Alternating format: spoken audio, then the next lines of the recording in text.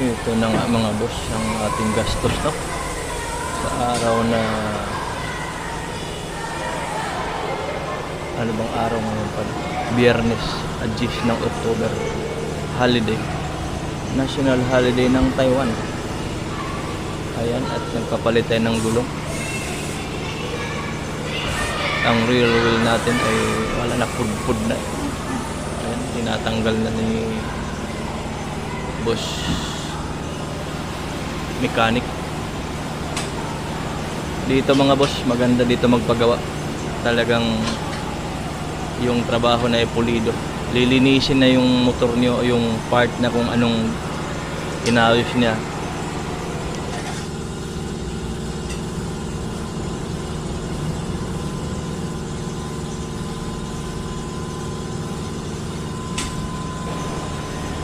Ayan. Ikot lang. Ikot lang, ikot.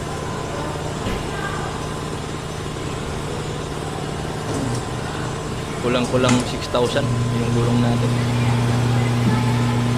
Hindi naman mamahalin ang binili o eh, tapos ang budget. Pero okay na yan. Samado lang to mga boss. Dito na kayo magpagawa. Comment lang kayo kung maghanap kayo ng address niya. Kaya kong ipasa sa inyo.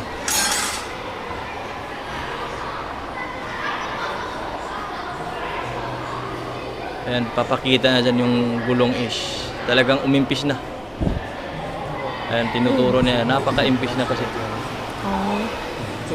Hindi ko rin naman 1 year na yung gulong yan. Pero simula nung binili ko pero luma na talaga yung gulong niya.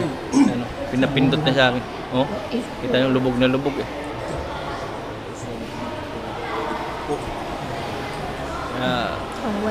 Dapat i-check talaga yung mga gulong natin. Hindi ko rin talaga pinapansin yan.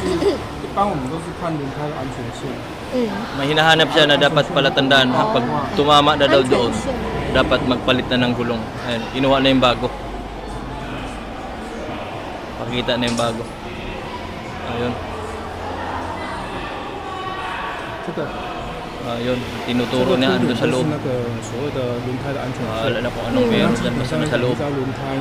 Pag umabot na daw dyan, kailangan magpalit na ng gulong.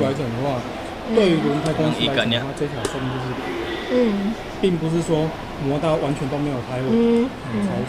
Garantisado boss, talagang magaranti ako sa inyo na maganda yung shop na to. Ginagawa na big bike tsaka scooter, pero mas ano siya sa mga manual.